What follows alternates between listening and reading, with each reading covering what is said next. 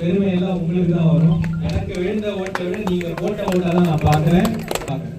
ஏன்னா நான் இந்த ஊரை சேர்ந்தவன், இதே மாதிரி குடும்பத்திலிருந்து வந்தவன், சகோதரர் மற்றும் நாங்கள் முன்னேற்ற கழகத்தின் ஒன்றிய செயலாளர் ஜெகதீசன் அவர்களுக்கும், சுகுமார் அவர்களுக்கும், பாலாஜி அவர்களுக்கும், செல்வம் அவர்களுக்கும், பாபு அவர்களுக்கும், இந்தியா கூட்டணியின் விடுதலை சிறுத்தைகள், கம்யூனிஸ்ட் இயக்கங்கள் எல்லா சகோதரர்களுக்கும் என்னுடைய நன்றிகள்.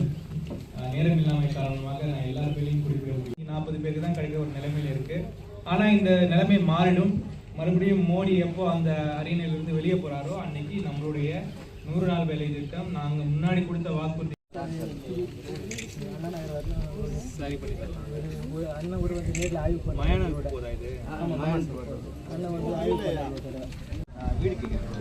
இடம் இருக்கா?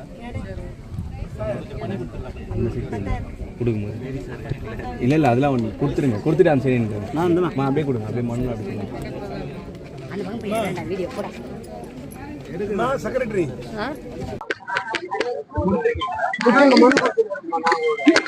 ஆணையை வந்து முதலமைச்சர் தெரிவிச்சிருக்காங்க. அதனால ஈடுபட்டு போனவங்களுக்கு 2-3 மாசத்துல மறுபடியும் பட்டா கொடுக்கப்படும். இது இல்லாமல் உங்களுக்கு சில பிரச்சனைகள் இருக்கும். இந்த மனுவா என்கிட்ட கொடுங்க. ஒரு மனுவையும் நம்மளுடைய மீஞ்சூர் பக்கத்தில் இருக்கிற 13 கிராம பஞ்சாயத்துகளுக்கு நாங்கள் வந்து மக்கள் குறை கேட்டு போயிட்டு இருக்கோம். நானும் நம்மளுடைய சட்டமன்ற உறுப்பினர் துரை சந்திரசேகர் அவர்களும் மற்றும் எங்களுடைய கட்சிகளை இந்தியா கூட்டணி கட்சிகளை சேர்ந்த எல்லா உறுப்பினர்களும் பஞ்சாயத்து தலைவர்களும் எல்லாருமே கூட இருக்காங்க. இந்த பஞ்சாயத்துகளுக்கு போய் மக்களுடைய பிரச்சனைகளை அவங்க கிட்ட சொல்லி அவங்க மனுக்களை வாங்கி எல்லா மனுவையும் சரியாக நம்பர் செய்து அதை வந்து தேவையான இடங்களுக்கு அனுப்பி அதை வந்து ஃபாலோ அப் பண்ற இது வந்து நம்ம கொஞ்சம் நாளாவே பண்ணிட்டு இருக்கோம். இது வரைக்கும் திருவள்ளூர், பூந்தமல்லி, நேற்று குழலும், இன்னைக்கு மீஞ்சூரம் பண்ணியிருக்கோம். இந்த மாதிரி நம்ம தொகுதியில இருக்கிற எல்லா பஞ்சாயத்துகளுக்கும் இந்த வருஷம் முடியறதுக்குள்ள போகணும்ன்றது என்னுடைய ஒரு எண்ணமா இருக்கு. கண்டிப்பாக அதை செய்வோம். மக்கள் நிறைய குறைகளை அவங்களால வந்து கொடுக்க முடியாத பேர் நிறைய பேர் இங்க வந்து கொடுக்குறாங்க. அது ரொம்ப அதை நாங்க சரியா செஞ்சு அதை நாங்கள் லாஜிக்கல் கன்க்ளூஷன் கொண்டு வருவோம்.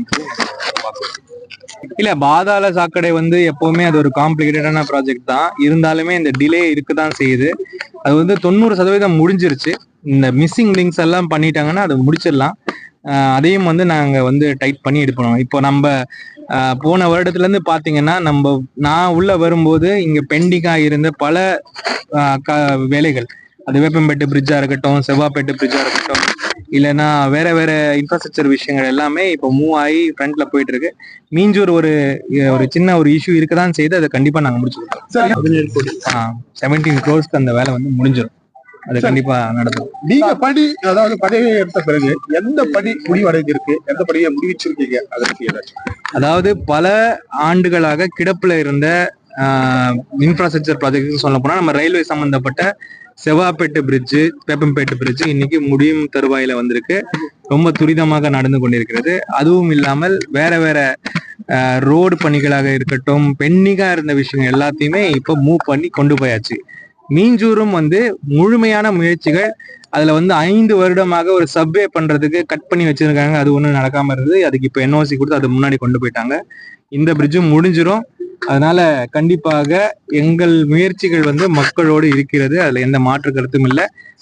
சில டிலேகள் இருக்கலாம். ஆனால் அதெல்லாமே வந்து பழைய டிலேனால வந்த விஷயங்களை தவிர நாங்க வந்து இங்க 100% எங்களுடைய பிரஷர் நாங்க போட்டுட்டோம். பொதுப்பணித்துறை ஏரி ஆத்துல எல்லாம் கழிவு நீர் கலக்கக்கூடாது அப்படின்னு புட்லூர் ஏரி பார்வையிட்டு சொன்னீங்க.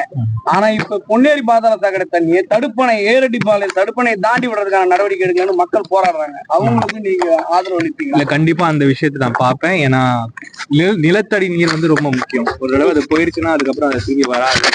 அதற்கு ஏதுவாக இல்லாத எந்த விஷயத்தையுமே என்னால ஒப்புக்கொள்ள முடியாது. அதுக்கான குரல்களை நான் எடுப்பேன். இப்போ நம்ம ரயில்வே ப்ராஜெக்ட் வந்து பெண்டிங்ல இருக்கு. 4 லைன் ப்ராஜெக்ட்னால ட்ரெயின்ஸ் ப்ராப்பர் டைம் ரன் ஆகுது அப்படின்ற ஒரு இல்ல, அதான் அந்த ரயில்வே சம்பந்தப்பட்ட விஷயங்கள் தான் ஜாஸ்தி.